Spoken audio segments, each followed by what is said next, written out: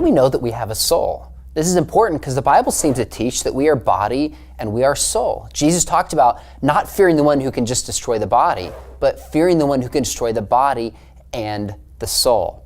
So in our age of science, what evidence is there for a soul? Let me quickly give you just 3 arguments. One is free will.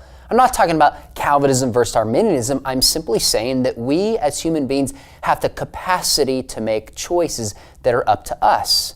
This can only happen if there's an immaterial part about ourselves, namely a soul. Because physical things are acted upon by the environment and have no choice. Yet if human beings can look at A and B and C and choose the one that we want, it means there's more to us than purely physical matter, namely a soul. A second argument are near-death experiences. And all I mean by near-death experiences are people who die, their heart stops beating, or their brain stops functioning, and they're medically dead, but then they come back and are able to describe things they could not have known from the state that they were in.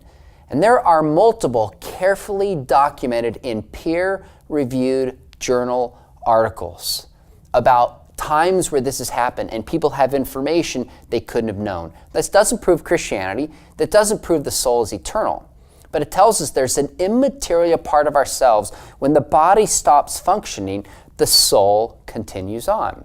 And the third reason would be is just to make a distinction between, say, the mind and the brain, or the body and the soul. Many atheists will say there is no soul. Everything that exists is purely physical.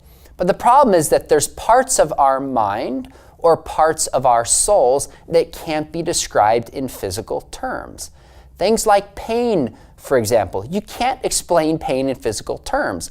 It's a sense of hurtfulness that's rooted in our body, but also in our soul. Things like thoughts, things like sensations are a part of the mind and can't be described in physical terminology as parts of the brain can be.